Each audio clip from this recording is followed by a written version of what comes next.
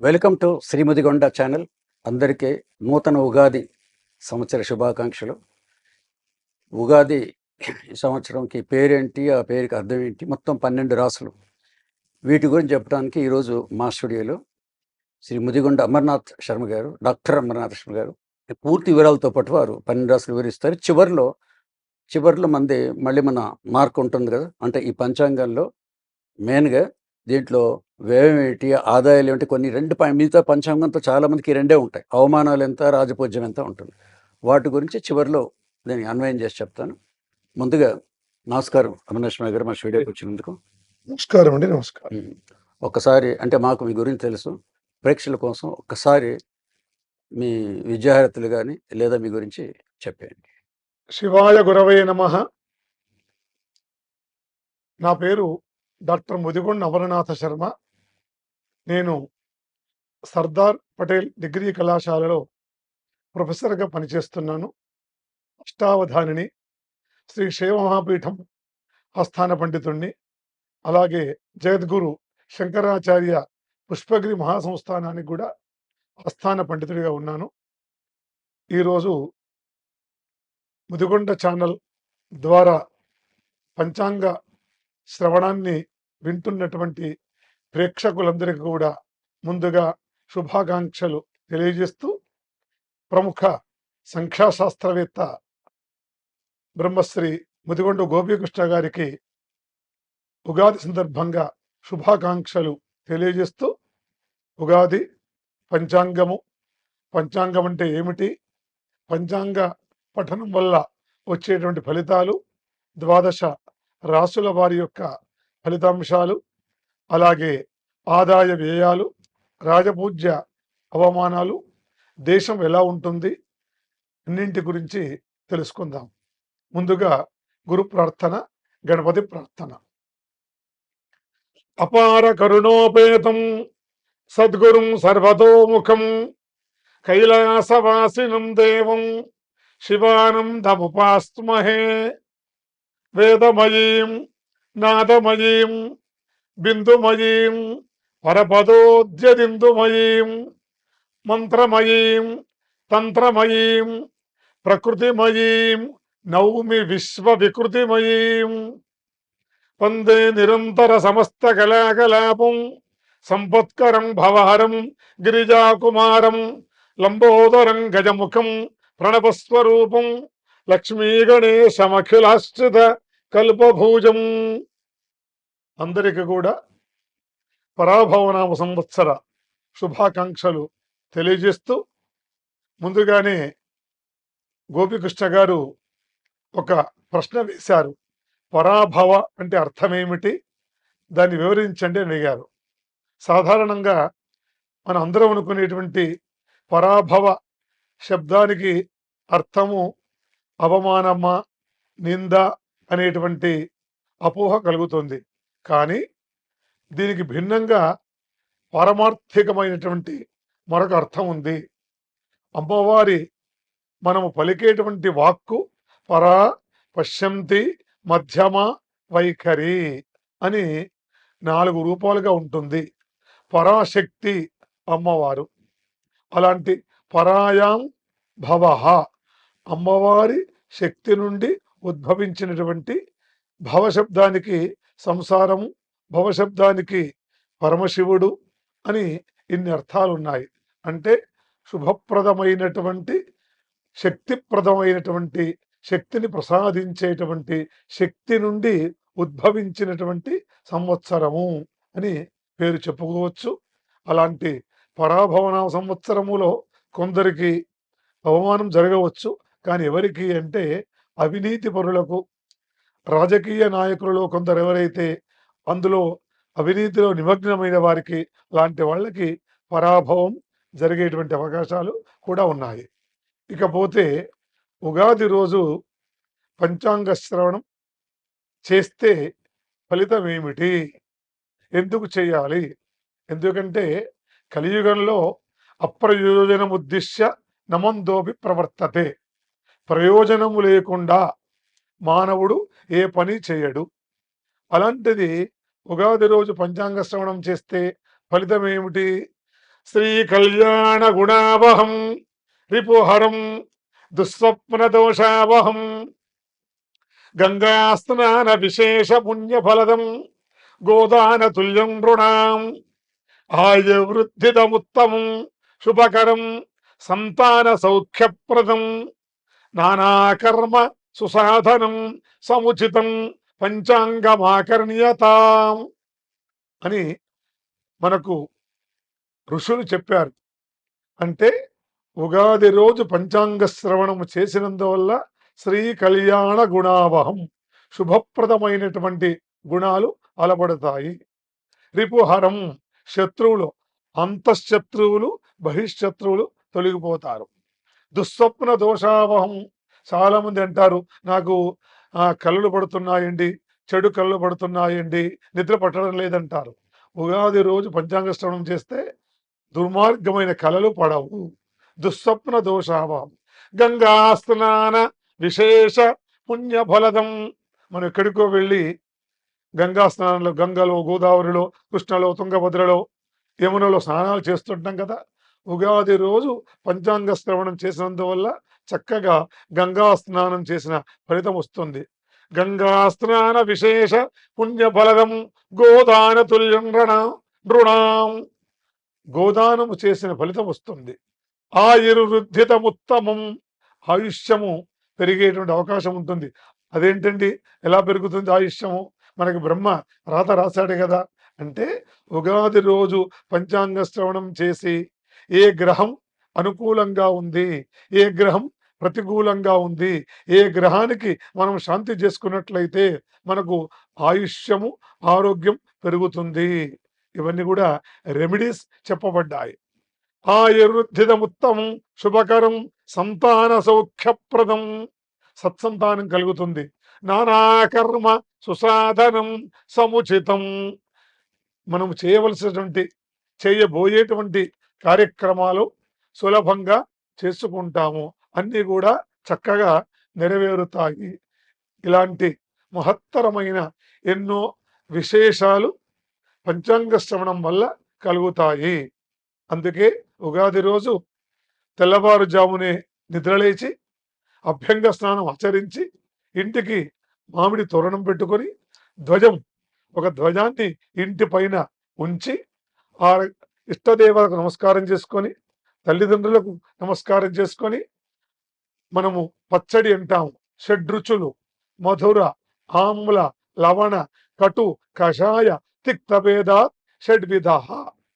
ముఖ్యంగా ఉగాది రోజు వసంత ఋతువు, అంటే ఆకులన్నీ కూడా రాలిపోయి అప్పుడే చిగురిస్తుంటాయి.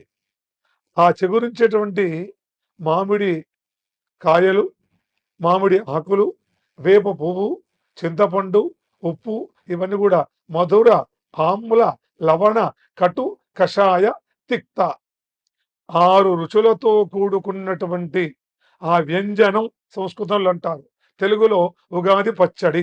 దాన్ని స్వీకరించాలి.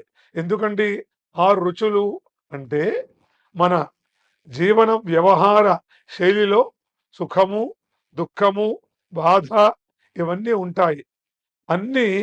అన్నింటినీ జీర్ణించుకొని ఈ జీవనం ఆనందమయంగా కొనసాగాలి అంటే 6 రుచులతో కూడుకున్నటువంటి పచ్చడిని నివేదన చేసి తీసుకోవాలి. ఇది సాయంత్రము దేవాలయానికి వెళ్ళి, మన భారతీయ సంప్రదాయంలో ఇంటికంటే గుడి పదిలం కాబట్టి దేవాలయానికి వెళ్ళి పంచాంగ శ్రవణం వినాలి. మానవుడు ఆశాజీవి కాబట్టి ఆదాయం ఎంత, ఖర్చు ఎంత, ప్లానింగ్ ఉండాలి కదా. ఇంట్లో ఒక పెళ్లికి సిద్ధంగా ఉన్న అమ్మాయి ఉంటుంది, లేదా ఒక ఉన్నత విద్య చదువుకోవలసిన కూతురో కుమారుడో ఉంటాడు.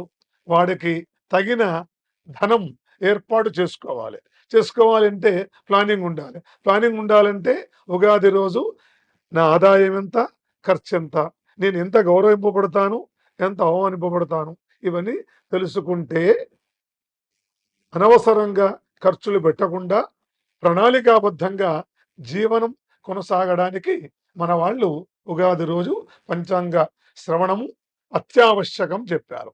అంటే ఉగాది వైశిష్ట్యాన్ని ఈరోజు పంచాంగ శ్రవణం వల్ల కలిగేటువంటి లాభాలను తెలుసుకున్నాము.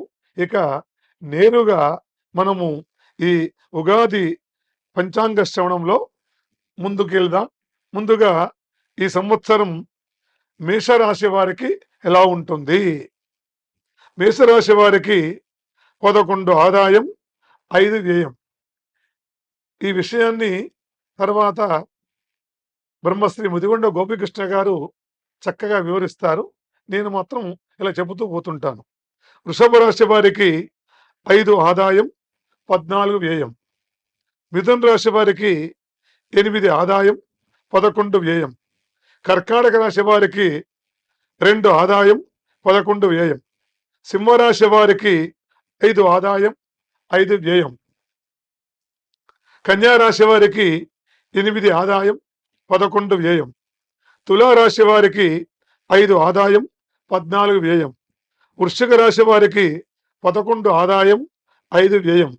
ధనుర్రాశి వారికి 14 ఆదాయం, 11 వ్యయం. మకర రాశి వారికి 2 ఆదాయం, 8 వ్యయం. కుంభరాశి వారికి 2 ఆదాయం, 8 వ్యయం. మీనరాశి వారికి 14 ఆదాయం, 11 వ్యయం.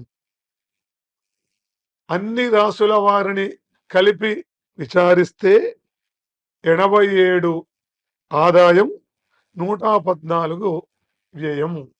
ఇదేంటండి మరి ఆదాయం తక్కువగా ఉంది, ఖర్చు ఎక్కువగా ఉంది అని ఒక్కసారి మనం ఆలోచిస్తే, అంటే శుభకార్యాల వల్ల వీళ్ళు ఏం చేస్తారు అంటే ఇల్లు కట్టుకోవడమో, పెళ్లి చేయడమో, ఉన్నత విద్యను కుమార్తెకు కానీ కుమారుడికి కానీ అభ్యసింపజేయడము, ఇటువంటి వాటికి ఖర్చు పెడతారు.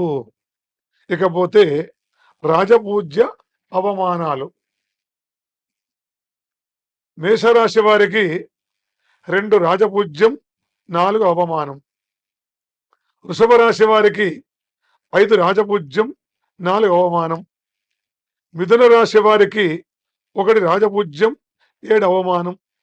కర్కాటక రాశి వారికి 4 రాజపూజ్యం, 7 అవమానం. సింహరాశి వారికి 7 రాజపూజ్యం, 7 అవమానం. కన్యా రాశి వారికి 3 రాజపూజ్యం, 3 అవమానం. తులారాశి వారికి 6 రాజపూజ్యం, 3 అవమానం. వృశ్చిక రాశి వారికి 2 రాజపూజ్యం, 6 అవమానం. ధనుర్రాశి వారికి 5 రాజపూజ్యం, 6 అవమానం. మకర రాశి వారికి 1 రాజపూజ్యం, 2 అవమానం. కుంభరాశి వారికి 4 రాజపూజ్యం, 2 అవమానం. మీనరాశి వారికి 7 రాజపూజ్యం, 2 అవమానం. ఈ విధంగా మేషాది 12 రాశుల వారికి ఆదాయ వ్యయములు, అలాగే రాజపూజ్య అవమానాలు చెప్పడం జరిగింది. ఇకపోతే ఈ సంవత్సరము పరాభవనామ సంవత్సరములో, ఈ పరాభవనామ సంవత్సరము ప్రారంభము ఏ రోజైంది? గురువారం అయింది. కాబట్టి సింపుల్గా మనందరం తెలుసుకోవచ్చు, ఏ రోజైతే ఉగాది ప్రారంభమవుతుందో ఆయనే నాయకుడు, రాజు. గురువారం ప్రారంభమైంది కాబట్టి ఈ సంవత్సరము గురువు అంటే బృహస్పతి. మనకు 9 గ్రహాలలో బృహస్పతి అత్యంత ప్రధానమైనటువంటి శుభగ్రహము బృహస్పతి. ఆయన రాజు ఈ పరాభవనామ సంవత్సరానికి.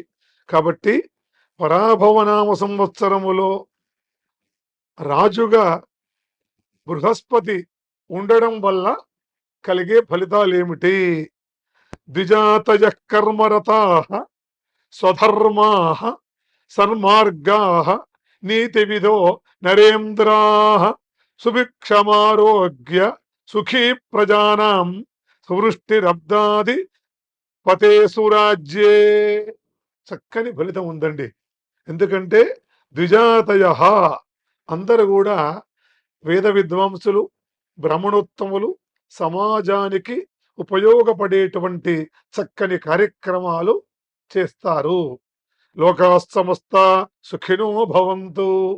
మనము ఏ కార్యక్రమము చేసినా, ఏ పూజ, యజ్ఞము, యాగము, ప్రతిష్ట, ఉత్సవాలు ఏవి చేసినా చివరగా చెప్పేటువంటి మంగళాశాసనం ఏమిటి? సర్వే జనా సుఖినో భవంతు, అందరూ సుఖంగా ఉండాలి.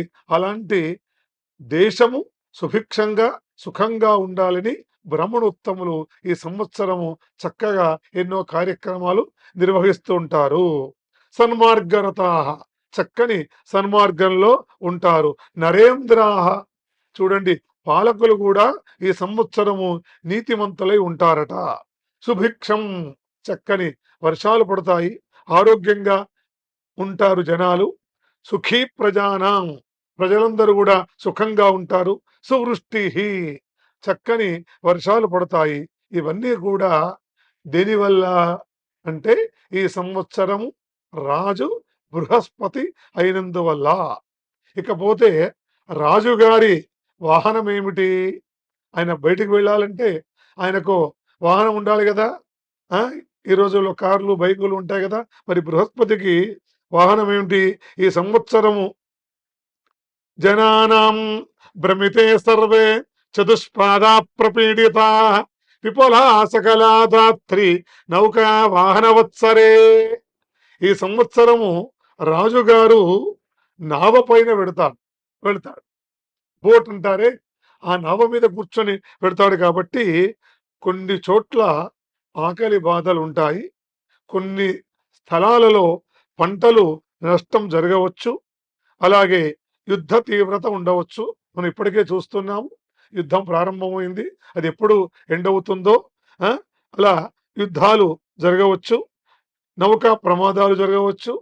అలాగే నౌకా వ్యాపారము, రవాణా రంగములో ఇబ్బందులు ఇవి జరిగేటువంటి అవకాశం ఉంది. ఇకపోతే రాజుగారు బృహస్పతి అయితే మరి మంత్రి ఒకరు ఉండాలి కదండి. మంత్రి అంటే రాజుగారికి సరి అయిన సమయములో సరైన ఆలోచన ఇచ్చేవాడు మంత్రి. మంత్రి అంటే ఆలోచన. అలాంటి మంత్రి ఎవరు? కుజుడు, అంగారకుడు అంటారు. ఇతన్ని భౌమ అంటారు. ఈ కుజుడు మంత్రి కాబట్టి ఎలా ఉంటుంది? దహన ప్రహరణ శాబరం భీతి క్షితితనయే మంత్రిని సతి. మంత్రి కుజుడైనందువల్ల ఈ సంవత్సరము కొంచెము దొంగతనం జరిగే అవకాశం ఉంటుంది. యుద్ధాలుంటాయి, కలహాలుంటాయి. అలాగే సస్యహాని, పంటలు బాగా పండుతాయి. కానీ కొన్ని ప్రాంతాలలో పండిన పంటలు నశించేటువంటి అవకాశం కూడా ఉంటుంది. లోహము, పంచలోహాలు వాటి ధర పెరుగుతూనే ఉంది. మనం చూస్తున్నామని ఉన్నాము. బంగారం ధర ఆకాశానికి అంటింది, ఇంకా పెరిగే అవకాశాలు ఉన్నాయి. ఇకపోతే ముఖ్యంగా చీఫ్ ఆర్మీ చీఫ్ ఎవరు? సేనాధిపతి చంద్ర. సైన్యాధిపతి ఎవరు? చంద్రుడు. కాబట్టి సైన్యాధిపతి చంద్రుడు కాబట్టి ఈ సంవత్సరము ఆహార ధాన్యములు, వెండి, బంగారము, పెట్రోల్, వెన్న, నెయ్యి, చక్కెర, నూలు వస్త్రములు వీటి ధరలు పెరుగుతాయి. సస్యానుకూల వృష్టి, పంటకు అవసరమైనటువంటి వర్షం ఖచ్చితంగా పడుతుంది. పశు సమృద్ధి, మన భారతదేశము యొక్క అభివృద్ధి దేని మీద ఆధారపడి ఉంది? గంగా, గాయత్రి, గోవు మీద ఆధారపడి ఉంది, ఆవు మీద. కాబట్టి ఆవులు ఈ సంవత్సరము సుభిక్షంగా క్షేమంగా ఉంటాయి. క్షీర సమృద్ధి, పుష్కలంగా మనకు పాలు దొరుకుతాయి.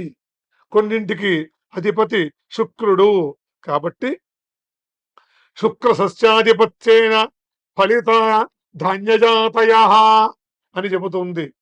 ఈ సంవత్సరము శుక్రుడు పాడి పంటలకు అధిపతి కాబట్టి ధాన్యం పుష్కలంగా పండుతుంది, సందేహం లేదు.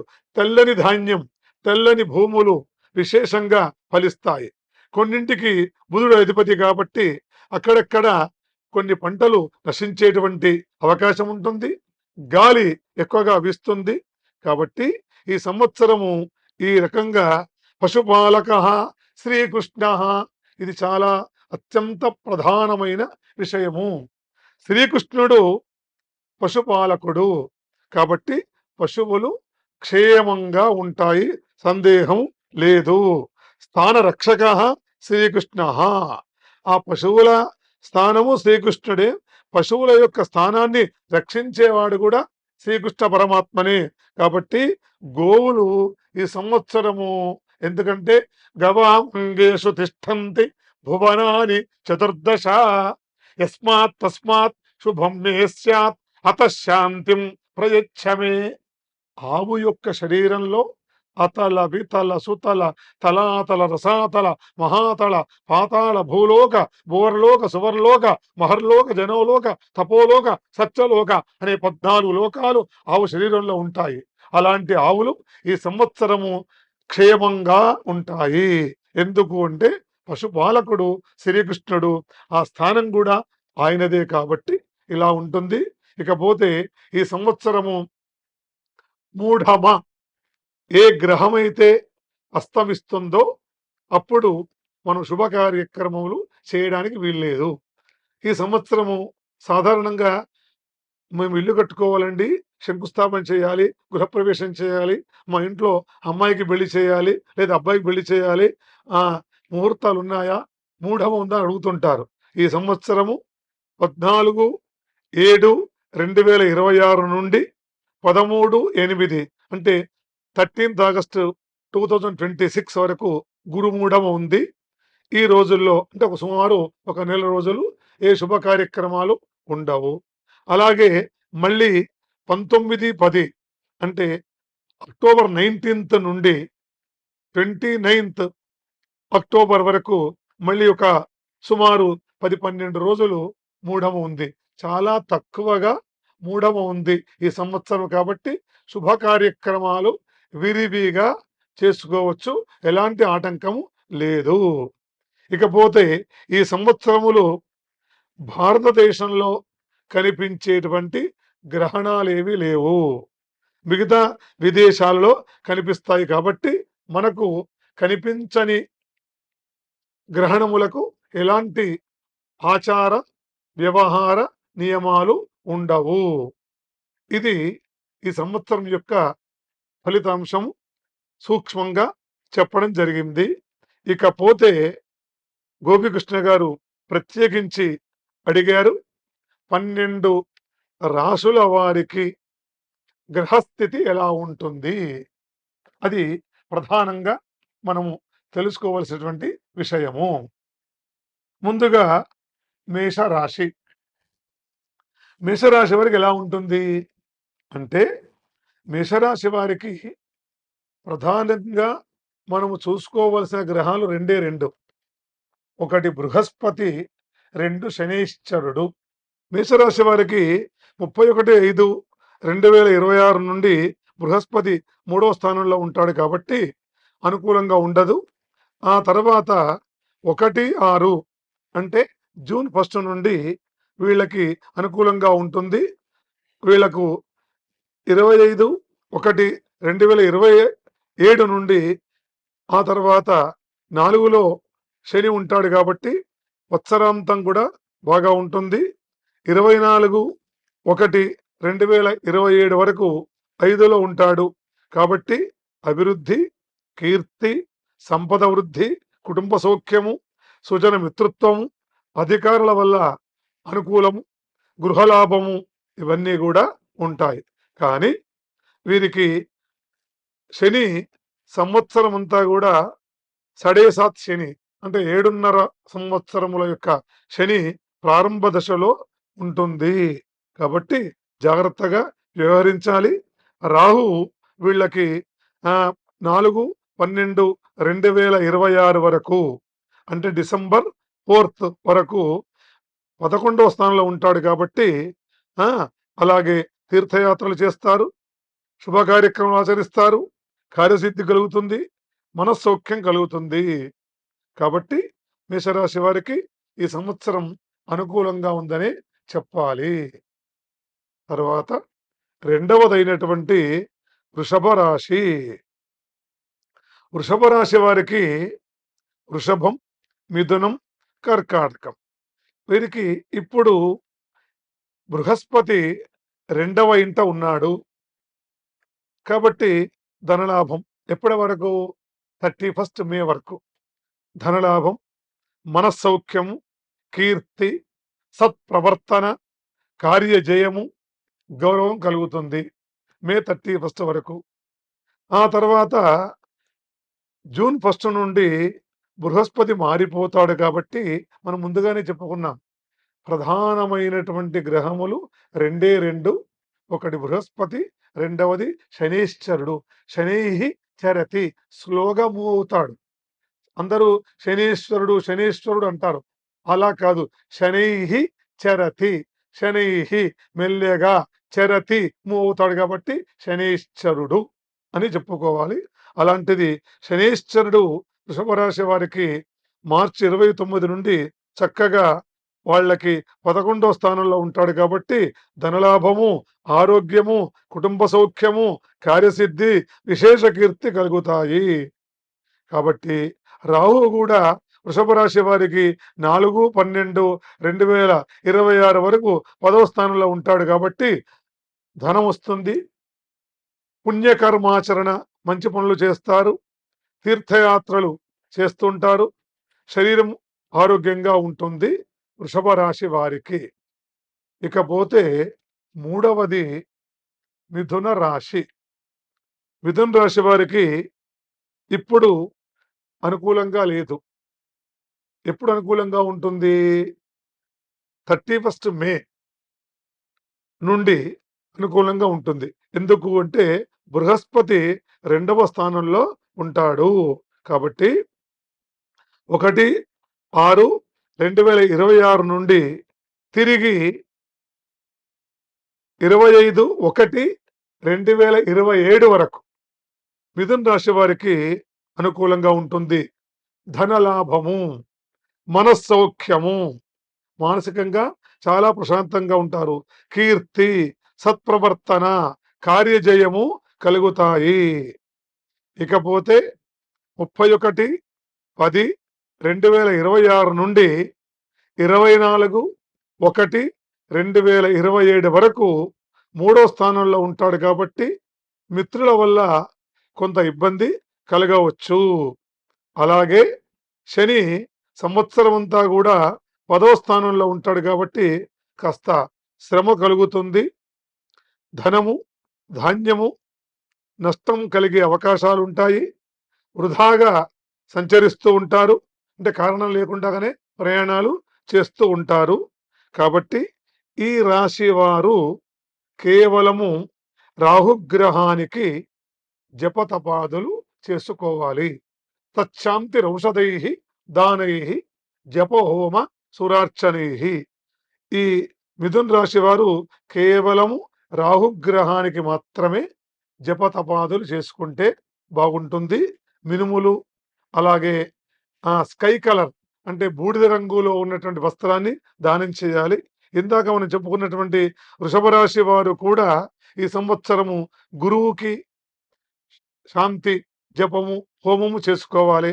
అలాగే మొదటిదైనటువంటి మేషరాశి వారు కూడా ఈ సంవత్సరము గురువుకు, అంటే బృహస్పతి గ్రహానికి, అలాగే శనీశ్వరుడికి, అలాగే కేతుగ్రహానికి, మేషరాశి వారు ముఖ్యంగా గుర్తుపెట్టుకోండి, బృహస్పతి గ్రహానికి, శనిగ్రహానికి, కేతుగ్రహానికి జప తప హోమాదులు ఆచరించినట్లయితే శిరస్సు పోయేది కిరీటంతో పోతుంది.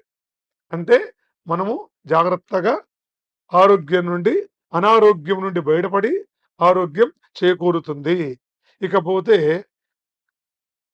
మరొక రాశి కర్కాటక రాశి.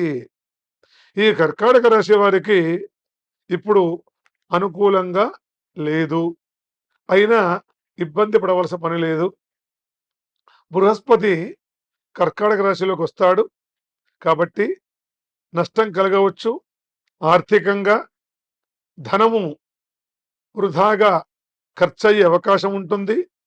1/6/2026 నుండి 30/10/2026 వరకు, మళ్ళీ తిరిగి 25/1/2027 నుండి 1వ స్థానంలో ఉంటాడు. స్థాన చలనము అంటే ట్రాన్స్ఫర్ కావడము, అనవసరమైన చికాకులు, వృత్తిలో అధికారుల వల్ల భయం కలిగేటువంటి అవకాశం ఉంటుంది. ఎవరికి? కర్కాటక రాశి వారికి. కర్కాటకం, సింహం, కన్యా, తుల, వృశ్చికం, ధనుసు, మకరం, కుంభం, మీనం. శనీశ్వరుడు కొంత అనుకూలంగా ఉండవచ్చు. 9లో ఉంటాడు కాబట్టి కలహము, శరీర బాధ, స్వల్ప ధనము రావడము, ఖర్చులు ఎక్కువ కావడం ఇలాంటివి జరుగుతాయి. కాబట్టి ముఖ్యంగా కర్కాటక రాశి వారు ఈ సంవత్సరము ఆచితూచి అడుగు వేయాలి. చాలా జాగ్రత్తగా వ్యవహరించాలి. తొందరగా నిర్ణయాలు తీసుకోకూడదు. అనవసరమైన ఖర్చులు పెట్టకూడదు. ఈ రాశివారు కుజగ్రహానికి, బృహస్పతి గ్రహానికి, రాహుగ్రహానికి జపము, హోమము, దానము చేసినట్లయితే ఈ కర్కాటక రాశి వారు సంవత్సరం అంతా సుఖంగా ఉంటారు. ఇకపోతే సింహరాశి. సింహరాశి వారికి మే 31 వరకు 11వ స్థానంలో బృహస్పతి ఉంటాడు. సర్వే గ్రహాః శుభ ఏకాదశ స్థాన ఫలదాః భవంతు అంటాం. 11వ ఇంటిలో ఏదైనా గ్రహం ఉంటే శుభం జరుగుతుంది అని పెద్దవాళ్ళు చెప్పారు. ఈ సింహరాశి వారికి బృహస్పతి 11వ స్థానంలో ఉన్నాడు కాబట్టి విజయము, కార్యసిద్ధి, శత్రునాశనము, నూతన కార్య లాభము, మహాసౌఖ్యం కలుగుతుంది. జూన్ 1 నుండి కొంత ప్రతికూలంగా ఉండవచ్చు. అయినప్పటికీ ఈ సింహరాశి వారు జాగ్రత్తగా వ్యవహరిస్తూ ఉండాలి. అష్టమ శని ఉంటుంది కాబట్టి సింహం, కన్య, తుల, వృశ్చికం, ధనుస్సు, మకరం, కుంభం, మీనం. శని 8వ స్థానంలో ఉంటాడు కాబట్టి, అష్టమ శని ఉంటాడు కాబట్టి ధన నష్టం జరగవచ్చు, అనారోగ్యం కలగవచ్చు, అనవసరంగా భయపడేటువంటి అవకాశాలు ఉంటాయి. మిత్రుల వల్ల, బంధువుల వల్ల విరోధం కలగవచ్చు. కాబట్టి సింహరాశి వారు చాలా జాగ్రత్తగా వ్యవహరిస్తూ కుజగ్రహానికి, అలాగే బృహస్పతి గ్రహానికి, అలాగే శనిశ్చర గ్రహానికి జపము చేసుకోవాలి. ఆవుకు గోగ్రాసము చాలా ప్రధానమైనటువంటి అంశము. సింహరాశి వారు ప్రతిరోజు ఆవు దగ్గరికి వెళ్ళి కాస్త ఏదో ఒక దాన అంటే ఆవు తినేటువంటి పదార్థాన్ని, అరటిపళ్ళు కానీ, ధాన్యం కానీ ఆవుకి తినిపించాలి. అలా తినిపించినట్లయితే సింహరాశి వారికి చాలా అనుకూలంగా ఉంటుంది. ఇకపోతే కన్యారాశి వారు. కన్యారాశి వారికి ఇప్పుడు అనుకూలంగా లేదు. 31 మే వరకు 10వ స్థానంలో ఉంటాడు. ఎవరు? బృహస్పతి. తర్వాత ఏమవుతుంది? 11లో బృహస్పతి వస్తాడు. కాబట్టి 11వ స్థానంలో బృహస్పతి ప్రవేశిస్తాడు కాబట్టి కన్యారాశి వారికి ముట్టింది ముత్యం, పట్టింది పగడం అనే రీతిలో చక్కగా ఉంటుంది. కన్యారాశి వారికి జూన్ నుండి చక్కగా ఉంటుంది. ఈ సంవత్సరము వాళ్ళకి నూతన కార్యలాభము, మనస్సౌఖ్యము, ఏ కార్యక్రమం ప్రారంభించినా శుభప్రదంగా జరుగుతూ ఉంటుంది. అలాగే 31/10/2026 నుండి 24/1/2027 వరకు శుభకార్యాల వల్ల కాస్త డబ్బు ఖర్చు పెడతారు. అయినప్పటికీ కూడా ఈ సంవత్సరము కన్యారాశి వారికి శని 7వ స్థానంలో ఉంటాడు. 7వ స్థానంలో శని ఉన్నందువల్ల కొంచెం అనారోగ్యం కలగవచ్చు. ప్రవాసం అంటే వేరే దేశానికి వెళ్ళి అక్కడ కొన్ని రోజులు కాలక్షేపం చేయవచ్చు. అశాంతి కలగవచ్చు. ఒకటేమో బృహస్పతి ఏమో 11వ స్థానంలో ఉన్నాడు, కొంత మేలు జరుగుతుంది. శనేశ్వరుడి వల్ల కొన్ని ఇబ్బందులు కలిగే అవకాశం ఉంటుంది కన్యా రాశి వారికి. కాబట్టి ఈ కన్యా రాశి వారు ఈ సంవత్సరము శనికి, అలాగే శనేశ్వరుడికి, కేతుగ్రహానికి జపము, తపము ఆచరించినందువల్ల శుభప్రదమైన జీవితం గడుపుతారు. ఇక తులారాశి వారు, తులారాశి వారికి ఇప్పుడు చాలా అనుకూలంగా ఉంది. వీరు మే 31 లోపు చక్కని కార్యక్రమాలు నిర్వహిస్తారు. గృహలాభం జరుగుతుంది, డబ్బు వస్తుంది, కార్య విజయం జరుగుతుంది, అనుకున్న కార్యక్రమాలు టకటక చేసేస్తారు మే 31 వరకు.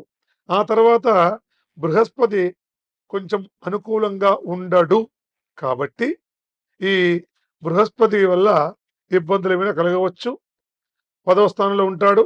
అలాగే 31/10/2026 నుండి 24/1/2027 వరకు 11వ స్థానంలో ఉంటాడు కాబట్టి సర్వత్రా అంటే అన్ని కార్యక్రమాల్లో జయం ప్రాప్తిస్తుంది, కార్యసిద్ధి కలుగుతుంది, శత్రువులు తొలగిపోతారు. మనం ప్రయత్నం చేయకుండానే శత్రువులు తొలగిపోతారు. నూతన కార్యాల వల్ల లాభం జరుగుతుంది, మనస్సౌఖ్యంగా ఉంటారు.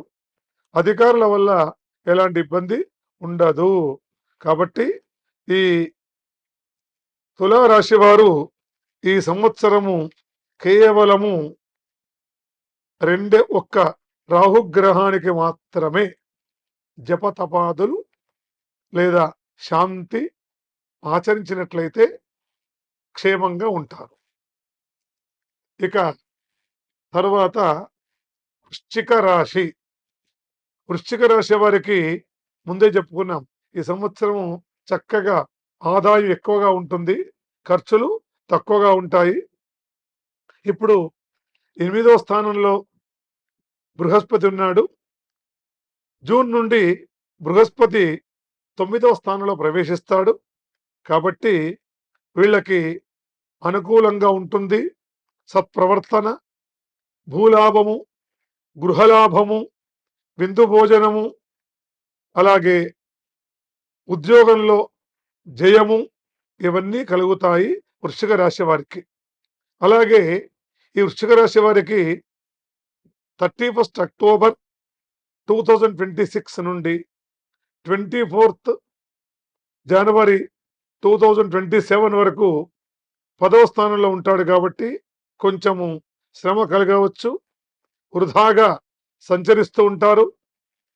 ఈ శని సంవత్సరం అంతా కూడా 5వ స్థానంలో ఉంటాడు కాబట్టి అశాంతికి గురవుతారు. అనవసరంగానే టెన్షన్ పడుతూ ఉంటారు. అక్కడ ఏమి ఉండదు, అయినా కూడా మందబుద్ధి, వైరము ఇలాంటి కలిగే అవకాశాలు ఉన్నాయి. కాబట్టి రాహు కూడా అనుకూలంగా లేడు కాబట్టి ఈ వృశ్చిక రాశి వారు చక్కగా రాహుగ్రహానికి ప్రధానంగా శాంతి జరిపించుకోవాలి. ఇకపోతే ధనుర్రాశి. ధనుర్రాశి వారికి అనుకూలంగా ఉంది. 31 మే వరకు అనుకునే కార్యక్రమాలు, శుభకార్యాలు చేసేస్తూ ఉంటారు. ఉల్లాసంగా, ఉత్సాహంగా గడుపుతుంటారు. ప్రయాణాలు చేస్తారు. ప్రముఖులతో పరిచయం ఏర్పడుతుంది. కీర్తి, ప్రతిష్టలు, వ్యవహారము, జయము కలుగుతుంది మే 31 వరకు. తర్వాత కాస్త ప్రతికూలంగా ఉంటుంది. అయినప్పటికీ వీరికి 31 అక్టోబర్ 2026 నుండి 24 జనవరి 2027 వరకు చక్కగా డబ్బు వస్తుంది, సత్ప్రవర్తనతో ఉంటారు. భూలాభము, గృహలాభము, విందు భోజనాలు, స్త్రీ వల్ల డబ్బు రావడం ఇవన్నీ కలుగుతాయి. కాబట్టి ఒకటి మాత్రం అర్ధాష్టమ శని, 4వ స్థానంలో శని ఉంటాడు కాబట్టి అధైర్యానికి లోనవుతారు. కొంచెం అపకీర్తి కలుగుతుంది, అన్నదమ్ముల్లో కొంచెం విద్వేషాలు కలగవచ్చు, మనస్తాపానికి గురవుతూ ఉంటారు. ఎవరు? ధనుర్రాశి వారు. కాబట్టి ధనుర్రాశి వారు చక్కగా రుద్రాభిషేకం చేసుకోవడం ఉత్తమమైనటువంటి సూచన. ఈ రాశివారు గురుగ్రహానికి అలాగే శనేశ్వర గ్రహానికి జపతపాదులు ఆచరిస్తూ రుద్రాభిషేకం చేసుకున్నట్లయితే అనుకూలంగా ఉంటుంది. ఇకపోతే మకర రాశి. మకర రాశి వారికి ఇప్పుడు అనుకూలంగా లేదు. జూన్ 1 నుండి మకర రాశి వారికి అనుకూలంగా ఉంటుంది. ఏ కార్యక్రమం చేపట్టినా తొందరగా అతి శీఘ్రంగా సిద్ధిస్తుంది. ఉల్లాసవంతమైన ప్రయాణాలు చేస్తారు, పెద్దవారిని కలుస్తారు, కీర్తిలో కీర్తి కలుగుతుంది, వ్యవహారంలో జయం కలుగుతుంది, పరిపూర్ణమైన ఆరోగ్యం సిద్ధిస్తుంది. కాబట్టి 31 అక్టోబర్ 2026 నుండి 24 జనవరి 2027 వరకు కొంచెం ఇబ్బంది కలగవచ్చు, భయం కలగవచ్చు, అనవసరంగా కోపం రావడం కలుగుతుంది. కాబట్టి ఈ మకర రాశి వారికి శనీశ్వరుడు కూడా అనుకూలంగా ఉంటాడు. కాబట్టి మంగళప్రదమైనటువంటి కార్యక్రమాలు, కీర్తి, సౌభాగ్యము సర్వత్రా అనుకూలంగా ఉంటుంది. ప్రధానంగా ఈ మకర రాశి వారు కుజగ్రహానికి, రాహుగ్రహానికి జపతపాదులు చేయాలి, సుబ్రహ్మణ్య స్వామి ఆరాధన చేయాలి. అలాగే అమ్మవారి ఉపాసన అంటే దుర్గా సప్తశతి 700 శ్లోకాలు ఉంటాయి. అది పారాయణం చేయించడం కానీ అంత చేయలేమండి. దుర్గా సప్త శ్లోకి అని ఒకటి ఉంటుంది, అంటే కేవలం 7 శ్లోకాలతో అలాంటివి పారాయణం చేస్తూ అమ్మవారిని అర్చించినట్లయితే మకర రాశి వారికి అనుకూలంగా ఉంటుంది. ఇకపోతే కుంభరాశి వారు. కుంభరాశి వారికి ఇప్పుడు అనుకూలంగా ఉంది. చాలా వృత్తిలో విపరీతమైన బిజీగా ఉంటారు 31 మే వరకు. కీర్తి, సంపద, ఇళ్ళు కట్టుకోవడం, పెళ్లిళ్ళు చేయడం, గృహప్రవేశాలు చేయడం, సౌఖ్యంగా ఉంటారు. అధికారం వల్ల మంచి సూచన లభిస్తుంది, గృహలాభం కలుగుతుంది. కానీ జూన్ 1 నుండి బృహస్పతి యొక్క అనుగ్రహం తగ్గుతుంది. కాబట్టి 6వ స్థానంలో ఉంటాడు కాబట్టి కలహాలు కలగవచ్చు, కొంచెం శత్రువులు కూడా పెరిగే అవకాశం ఉంటుంది. కానీ ఈ కుంభరాశి వారికి 31 అక్టోబర్ 2026 నుండి 24 జనవరి 2027 వరకు మళ్ళీ శుభ కార్యక్రమాలు చేస్తుంటారు. ఉల్లాసవంతమైన జీవనం గడుపుతారు. పెద్ద పెద్ద వారితో పరిచయాలు ఏర్పడతాయి. కీర్తి, వ్యవహారము, ఆరోగ్యం కలుగుతాయి. కాబట్టి ఈ కుంభరాశి వారికి 4 డిసెంబర్ 2026 వరకు 1వ స్థానంలో ఉంటాడు కాబట్టి ఇబ్బంది ఏమీ లేదు. కానీ ఈ కుంభరాశి వారు కేవలము గురుగ్రహానికి, అలాగే శనీశ్వర గ్రహానికి, అలాగే రాహుగ్రహానికి, రాహు ఉపశమనం కావాలి అంటే అమ్మవారిని ఉపాసించాలి. శనీశ్వరుడు ఉపశమనం కావాలంటే రుద్రాభిషేకం చేయాలి. గురుగ్రహానికి సరే మనము శనగలు, అలాగే పసుపు రంగు గుడ్డ ఇలాంటి దానం చేస్తే సరిపోతుంది. నీడీ పర్సన్స్ ఎవరికైతే అవసరమో వాళ్ళకి దానం చేయాలి. ముఖ్యంగా గోగ్రాసము, ఆవుకి ఎక్కువగా మనము దాన అంటే ఆ పదార్థాలు నివేదించినట్లయితే చక్కని ఉపశమనం కలుగుతుంది. ఇకపోతే చివరిదైనటువంటి మీనరాశి. మీనరాశి వారికి ఇప్పుడు ఈ 31 మే వరకు 4వ స్థానంలో, తర్వాత 5వ స్థానంలో ఉంటాడు. మే 31 వరకు అనుకూలంగా ఉండదు. జూన్ 1 నుండి మీనరాశి వారికి అనుకూలంగా ఉంటుంది. విశేషమైన అభివృద్ధి సంపాదిస్తారు.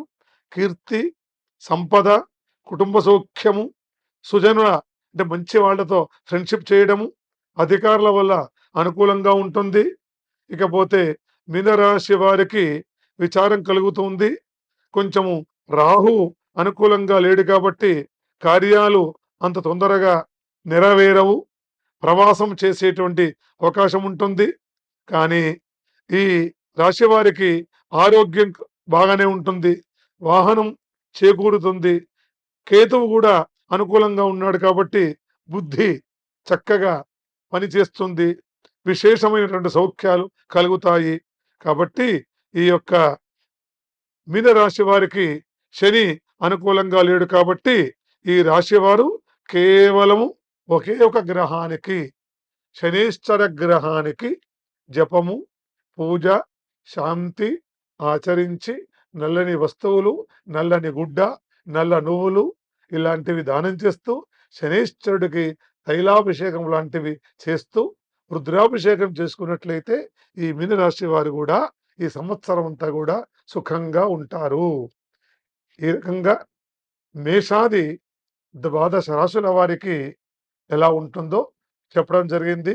స్వస్తి సర్వేషాం సమస్త సన్మంగళాని భవంతు. శుభం భవతు. విన్నారు కదా, ఏకదాటిగా ఫలితాలతో పాటు పరిహార క్రియలు కూడా దీంట్లో చెప్పడం జరిగింది శర్మ గారు. పరిహారాల మీద కూడా రీసెర్చ్ చేశాను, మా సబ్జెక్ట్ కాకపోయినా. అంటే సంఖ్యాశాస్త్రం కదా, మీరు దాంట్లో జ్యోతిష్ శాస్త్రం, సంఖ్యాశాస్త్రం రెండింటికి చాలాసార్లు చెప్తాను. జ్యోతిష్ శాస్త్రం ఒక తల్లి అయితే దాని బిడ్డే సంఖ్యాశాస్త్రం. చాలామందికి అపోహ, ఇది విదేశీ శాస్త్రం కాదు, అది కూడా సంఖ్యాశాస్త్రం కూడా దీనికి అనుగుణంగా ఉంటుంది. ఒక సూచన. ఇప్పుడు ప్రపంచం మొత్తంలో ఇంకో రీసెర్చ్ చేశాను దాన్ని, ఇప్పుడు మొత్తం వెబ్సైట్లో కూడా పెట్టాను. సంఖ్యాశాస్త్రము అన్నది భారతీయ సంఖ్యాశాస్త్రం అని అంతర్జాతీయ సభలు నిరూపించిన సాక్ష్యాలతో పాటు అది వెబ్సైట్లో కూడా పెడుతున్నాను. కానీ అందరూ అంగీకరించారు. ఎందుకు అని అంటే ఇప్పుడు చూసిన జ్యోతిష్యం కానీ, పంచాంగాలు కానీ, ఏదైనా సరే భారతదేశం చెందినది కూడా సనాతన ధర్మం అంటే ఎన్నో రకాలుగా ఉన్నాయి. సనాతనం అంటే దీంట్లో మొట్టమొదటి ఉదాహరణ ఏనేపోవచ్చు. రామాయణ మహాభారతాల నుంచి జ్యోతిష్యం ఉందని అందరూ ఒప్పుకుంటూ కొన్ని వేల సంవత్సరాల నుంచి ఉంది. దీన్ని కనుక కంపేర్ చేస్తూ మనకు అక్కడ కనుక ఈ న్యూమరాలజీ బయట కనుక చూసుకుంటే 500 సంవత్సరాల క్రితం అసలు దేశాలు లేవు. భరతవర్షే భరతఖండే అంటారు, అంతే కదా. ఇది ఒకటి ఏకఖండం ఒకటి ఉంది. ఈ పేర్లు దేశాలు ఏమి లేవు. లేనప్పుడు 500 సంవత్సరాల క్రితం మీ అమెరికా, లండన్ దేశాలు లేనప్పుడు, ఇంగ్లీష్ భాష లేనప్పుడు ఈ న్యూమరాలజీ ఎక్కడి నుంచి వచ్చిందో అడిగాను.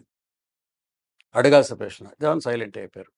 ఇంకొకటి మన గొప్పతనం భారతదేశం అంటే కీరో ఎవరైతే రాస్తారో లండన్లో, ఒకానొక సందర్భంలో కాశీకి వచ్చాను. ఎక్కడ? లండన్ నుంచాను. మన వెస్ట్రన్ కంట్రీస్, అది ఈస్టర్న్ కంట్రీస్ అవుతుంది.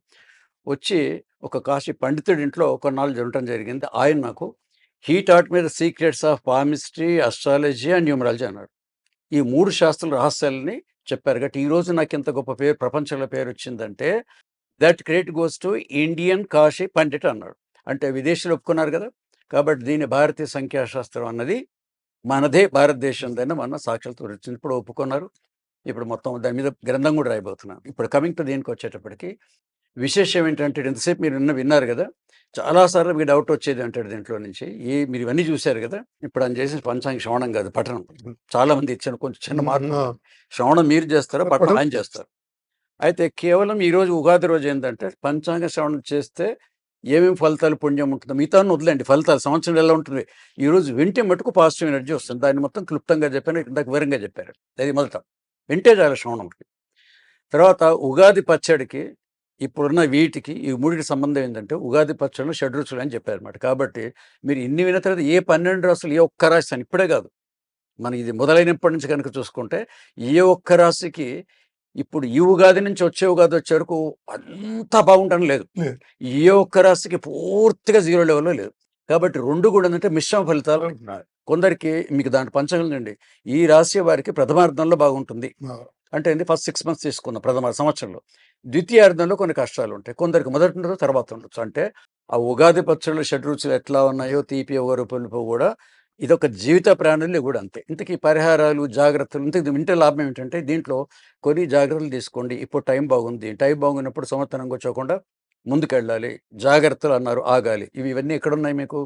ఈ జీవిత ప్రయాణం చేసే ముందు ట్రాఫిక్ లైట్ అక్కడ రెడ్ సిగ్నల్ వస్తే మినిస్టర్ ఆగాల్సిందే. దీంట్లో అవే జాగ్రత్తలు సూచిస్తుంది. అక్కడి నుంచి వెళ్ళిపోయింది, సాఫీగా వెళ్తాం. స్పీడ్ బ్రేకర్లు వచ్చాయి, మళ్ళీ అవుతాం.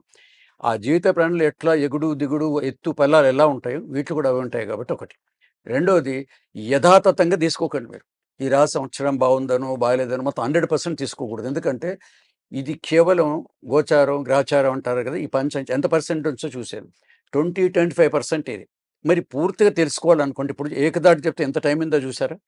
వివరంగా గనుక మీరు చూసుకోవాలనుకుంటే, ఈరోజు మర్చిపోయి ఉగాది మర్నాడు మీకు సమీపంలో ఉన్న ఒక జ్యోతిష్యుల వారి దగ్గరికెళ్ళి మీ మీ టైమ్ వ్యక్తిగత of birth, place of birth కూర్చోండి మీరొక్కళ్ళే. మొత్తం చెప్తాను సంపూర్ణంగా ఇవి చెప్తారు. ఇది కామన్‌గా చెప్పేవి. అప్పుడు మీకు పూర్తి జాతకం సంవత్సరం తెలియాలనుకుంటే జల్ది వెళ్ళాల్సిందే. మీ దగ్గరలో ఉన్న వాళ్ళ దగ్గరికి ఇది ఒక పాయింట్. దీనికి దానికున్న తేడా చెప్తున్నాను. దీన్ని క్రాస్ క్వెషన్ ఏం చేస్తారు? ఇప్పుడు వృషభ రాశికి బాగుందన్నారు. అంటే మేము వీళ్ళు కూడా ఉంటారు నాస్తికులు. వృషభ రాశి బాగుందనంటే ఆ ఒక్క రాశిలో మన హైదరాబాద్‌లోనే 10,00,000 మంది ఉండొచ్చు. భారతదేశం అంటే ఇంకో 50,00,000 ఉండొచ్చు. ఆ రాశి అందరికి సమానంగా వర్తిస్తాయని కూడా ఒక క్రాస్ క్వెషన్ వేయొచ్చు అక్కడి నుంచి. అది తెలుసుకోవటం కోసం వ్యక్తిగతంగా మనం సంప్రదిస్తే సంవత్సర ఫలితాలు బాగుంటాయి. దీన్ని కొంతవరకు తీసుకొని సూచనల మట్టుకే తీసుకొని వెళ్ళాలి ఒకటి. ఇక పాజిటివ్, నెగెటివ్ వచ్చేటప్పటికి ఇప్పుడు ఈ మొత్తం విన్న తర్వాత చాలా మందికి రీసెర్చ్ చేస్తుందంటే పంచాంగాల మొదటి పేజీలు ఇందాక చూసారుగా 2 లైన్‌లు ఉంటాయి. ఏది ఆదాయం, ఖర్చు ఒకటి. దీని గురించి ఆలోచిస్తారు. మిగతాదంతా కొంచెం మెదడులో ఉండొచ్చు, మెమరీలో ఉండొచ్చు, ఉండకపోవచ్చు ఈ 2. అవమానం ఎంత, సన్మానం ఎంత ఇవి 2 ఉంటాయి. ఆ నెంబర్ ప్రతిసారి నంబర్‌లో ఉంది మళ్ళీ. మళ్ళీ సంఖ్యాశ నెంబర్‌లోనే ఉంది సంఖ్యలో. దాన్ని నేను ఇదివరకు కూడా 3 సార్లు చెప్తున్నాను. ఇవాళ కూడా మళ్ళీ చెప్తాను వివరణ ఇచ్చి. ఇది ముఖ్య ఉద్దేశ్యం ఈరోజు పంచడానికి. మొదటి గనుక ఏంటంటే ఆదాయం 2 ఉందనుకోండి. ఖర్చు 10, 11 ఉంది. అందుకని టక్కున మీకేమవుతుందంటే ఈ సంవత్సరం మొత్తంలో మీకు 2,00,000 ఆదాయంగా అనుకుంటే 10,00,000 ఖర్చు ఉంది. దాంట్లో మైనస్ చేస్తే 8,00,000 అప్పుల పాలయ్యానా అని ఒక డిప్రెస్ అవుతారు. జ్యోతిషం గాని, పంచాంగాన్ని వారి ఏది కూడా టోటల్ డిప్రెషన్ ఏ శాస్త్రం చేయదు. ఇతరులకు హితం చేసే శాస్త్రం కాబట్టి దాన్ని ఇంకో రకంగా ఎలా తీసుకోవాలంటే మీకు అంత ఖర్చు ఉంది అనంటే దాన్ని ఏం చెప్తే ఇండైరెక్ట్‌గా స్టార్టింగ్‌లో నేను సూచన చేశాను కాబట్టి ఇది కూడా కొంత చెప్పారు. మొదట్లోనే చెప్పారు దానికి. ఇప్పుడు 8,00,000 అప్పుంది అన్నారనుకోండి. దీన్ని గనుక మీరు వదిలేస్తే ఎట్లాగో ఆ ఫలితాలు జరుగుతాయి. ఎట్లాగో 8,00,000 అప్పులవుతుంది. కానీ మీ ఇంట్లో పెద్దవాళ్ళు అరే! ఈ 10,00,000, లక్షలు ఖర్చు పెట్టి ఏం చేసావు? అమ్మాయి పెళ్లి చేసావా? లేదు. ఇల్లు కట్టావా? లేదు. అబ్బాయిని ఫారెన్ పంపావా? లేదు. ఏమీ చేయలేదు. వృధా ఖర్చయిపోతుంది. ఇది ఎలాగూ రాస్తుంది కాబట్టి ఏం చేయాలంటే ఈ సంవత్సరం మీకు పెద్ద ఒక ప్రాజెక్ట్ తీసుకోండి. అంటే ఇల్లు రిపేర్ కావచ్చు, ప్లాట్ కావచ్చు, మీ అమ్మాయి పెళ్లి కావచ్చు, దానిలో ప్లాన్ వేసుకుంటే ఈ ఖర్చు ఉంది కదా సంవత్సరం లోపల ఆ కార్యక్రమం జరిగిపోతే అప్పుడు ఈఎంఐలు మామూలే కదా! ఇల్లు కట్టి చూడు, పెళ్లి చూసినా అవుతుంది కాబట్టి ఇక్కడ అధికంగా దీంట్లో చూసుకో అందరికీ చెప్తున్నాను. దీంట్లో ఎవరెవరికైతే ఈ తక్కువ ఆదాయం తక్కువ ఉందో, ఎవరికైతే అప్పులున్నాయో వాళ్ళందరూ అప్పు చేసినా సరే గానీ, ఇలాంటి ఒక పెద్ద కార్యక్రమాలు చేసుకుంటే శుభం జరుగుతుందని అర్థం. అంతేగాని మీరు అప్పుల పాలవుతారు అని దాన్ని తీసుకోకూడదు. రెండోది ఏంటంటే అవమానము, రాజపూజ్యం ఉంటుంది, అవమానం ఉంటుంది. రాజపూజ్యం అని ఇక్కడ మీరు పంచశీలు వింటున్నా కూడా మనకు సన్మానాలు ఎవరు చేస్తారు? మీ బుట్టోళ్ళకి చేస్తారు సార్ పండితులకి. మాకు ఏమున్నాయి మేము ఆఫీసులో పని చేస్తాం, బిజినెస్ జనాసనంలో చేస్తారనుకుంటారు. దాని గురించి పెద్దగా పట్టించుకోరు. కానీ ఆ పక్కన అవమానం ఉంటుంది చూసారా? మనిషి మనస్తత్వం ఎట్లా అంటే మీరు గంట సేపు పాజిటివ్ చెప్తే ఎక్కదు. ఒక్క మాట మీరు నెగెటివ్ చెప్పండి అది వైరల్ అవుతుంది. టీవీలో కూడా. రెండోది ఏంది మీకు అవమానం అన్నారు. అవమానం తర్వాత సంవత్సరం ఏ అవమానాలు వస్తాయి? ఎట్లా ఆలోచిస్తారు? ఇంట్లో అవమానాలు, బంధుమిత్రులతో అది కూడా దాంట్లో ఉంటాయి. బంధుమిత్రులతో విరోధం ఈ పదాలు దాంట్లో ఉంటాయి పంచాంగాల్లో. ఇంట్లో అవమానాలు జరగొచ్చు. మీ కాలనీ చుట్టుపక్కల అవమానాలు జరగొచ్చు. పనిచేసే ఆఫీసులో అక్కడ జరగొచ్చు అనుకుంటారు. అవమానాలు జరుగుతుందంటే ఎలాగో జరుగుతాయి కదా! దాన్ని ఎలా మార్చుకోవచ్చు? మళ్ళా ఎట్లా తగ్గించుకోవచ్చు? 10 అవమానాలే మనం ఎట్లా 2 మడుగులు తీసుకురావచ్చు అన్నమాట. ఎట్లా తీసుకోవచ్చు అంటే దీంట్లో ఈ దానాలు, ధర్మాలు ఇవన్నీ కొన్ని ఉన్నాయి. మీ ఇంటి దగ్గర గణపతి విగ్రహం పెడుతుంటే ఈసారి విగ్రహం మొత్తం మీరే ఇచ్చేయండి. లేదా ఆ రోజు అన్నదానం మీరే చేసి ఆ కాలనీలో అది మరిన పాపం భారీగా ఇచ్చారండి మహాదాత అండి అయిపోయింది. కాలనీలో అవమానం ఉండదు. మీ ఆఫీసులో మనకి 2 రకాల డేట్ ఆఫ్ బర్త్‌లు వస్తాయి. ఇప్పుడు చెప్పిందంతా మనకు ఏది అస్ట్రాలజీ ప్రకారం. మీకు ఇంకోటి కూడా వస్తుంది. ఏది ఇంగ్లీష్ ప్రకారం కూడా వస్తుంది. 2 రకాలు ఏమిటి ఈరోజు మే 5 అనుకోండి. ఆ రోజు మీ పుట్టినరోజు కాదు. ఏది జాతకరీత్యా కాదు. ఆఫీస్‌లో బర్త్‌డే అని చెప్పి వాళ్ళకి ఏదో ఒక చిన్న ఏషో రూ. 5,000 అక్కడ ఖర్చు పెట్టేయండి. సంవత్సరం మొత్తం ఆఫీస్‌లో పాపం మొన్నే పుట్టిన అందరికి ఇది చేశారు సార్ అనుకుంటారు. ఇవన్నీ జరిగే వివిధ ఫంక్షన్స్‌లో ఇలాంటివన్నీ మీరు చేసుకుంటే ఆ అవమానం పక్కన ఇది పెట్టండి. ఏది సన్మానం పెట్టండి. అవునా? పెట్టేసేటప్పటికి చిన్న గీత మీద పెద్ద గీతపటికి అవమానం కాస్త మీకు అవమానాలు చాలా వరకు మనం తగ్గించుకోవచ్చు. అంతటా పాజిటివ్ ఎనర్జీ ఉంటుంది. తప్పది మాత్రం ఖర్చు పెట్టుకోవాలి తప్పించుకోవాలనుకుంటే. ఇది ఈ పంచాంగంలోని దానికి ఇది చిన్న వివరణ అనమాట. ఇక రెండవది ఇప్పుడు దీంట్లో అడుగుతారు సార్ ఇప్పుడు మీరున్నారు కాబట్టి చెప్తాను. అసలు ఈ రాశి ఎట్ట తెలుసుకోవాలి? కొందరేమో జాతకరీత్యా నక్షత్ర ప్రకారం చూసుకోవాలా? లేకపోతే నామనక్షత్రం ప్రకారం చూసుకో 2 వస్తాయి రాసులు. నామనక్షత్రం వేరే వస్తుంది, జాతకం వేరే జన్మ వస్తుంది. నక్షత్రం వేరు. అసలు నాకు డేట్ ఆఫ్ బర్త్‌లో అది నేను చెప్తాను. ఇప్పుడు డేట్ ఆఫ్ బర్త్ లేకపోతే ఉంటుంది. డేట్ ఆఫ్ బర్త్‌లో నష్టజాతకుడు జ్యోతిషాలు నష్టజాతం అంటే ఆ జీవితం నష్టం అని కాదు. జాతకం లేని వాడిని నష్టజాతకం ఓ పేరు పెట్టారు. ఇది రీసెర్చ్ చేసుకుంటేనంటే మీరు 2 చూసుకోండి. ఇప్పుడు మాది వృశ్చిక రాశి, వృషభ రాశి 2 చూసుకుంటాను. పేరు బట్టి వృషభ రాశి వస్తుంది, జాతక రీత్యా వస్తుంది. చాలా వరకు కొన్ని టాలీ అయిపోతున్నాయి. ఇంక దీనికి సంశయం ఏం లేదు. అంతే కదా! ఇప్పుడు ఉగాది పండగ మీకు సోమవారం ఉగాది, మంగళవారం ఉగాది వచ్చింది. గణపతి స్వామి ఏం చెప్పారు? ఏముందా పచ్చడి కాస్త ఎక్కువ చేసుకోండి, మొదటి రోజు తీయమని చెప్పారు. డిబేట్ అక్కర్లేదు కదా! సో, దీన్ని చూసుకొని ఇప్పుడు మీకెవరికైనా డేట్ ఆఫ్ బర్త్‌లు ఇప్పుడు పంచాంగ రీత్యా గనక లేకపోతే సంఖ్యాశాస్త్రరీత్యం కూడా మీరు కేవలం బర్త్ డేట్ చాలు. మీ పుట్టిన తేదీ ఉంటే కూడా మీరు ఈ సంవత్సరం ఎట్లా ఉందని ఆంగ్ల సంవత్సరాది అంటాను. ఇది మన సంప్రదాయం. కానీ సొసైటీలో అన్నీ పెట్టాను దాంట్లో. ఈ వీడియో కింద ఒక క్లిక్ నొక్కితే డేట్ ఆఫ్ కేవలం పుట్టినరోజున వాళ్ళకి కూడా ఇంగ్లీష్‌లో కూడా న్యూమరాలజీ కూడా దీంట్లోనే కలిపేసాం. ఇవన్నీ వినండి, కింద ఒక క్లిక్ కొట్టేసారంటే మీకు only date of birth numerology ఫలితాలు కూడా వస్తాయి. సో, మనం పిలిచిన వెంటనే అవినాష్ మా స్టూడియోకొచ్చి సుదీర్ఘంగా ఏకధాటిగా చెప్పారు. ఎందుకంటే ఇప్పుడు ఆ పాండిత్యాన్నంతా ఇక్కడ తన సభలన్నీ వేరే ఉంటాయి. శైవపీఠాధిపతులు ఉన్నారు కాబట్టి వేరు. ఇక్కడ ఆయన ఈ పాటికి ఎట్లాంటి గుర్తిచ్చేస్తారండి ఎవరైనా ఒకరు. చెప్తుంటే గుర్తిచ్చేస్తుంటారు. News paper చదువుతున్నట్టుందా? లేదా పంచాంగాన్ని శాస్త్రం చదువుతున్నట్టు ఉంటుంది కాబట్టి మీకు ఈ పాటికి ఆయన వ్యక్తిత్వం అర్థమైపోయి ఉంటుంది. మీకు ధన్యవాదాలండి. నమస్కారం. సంతోషం.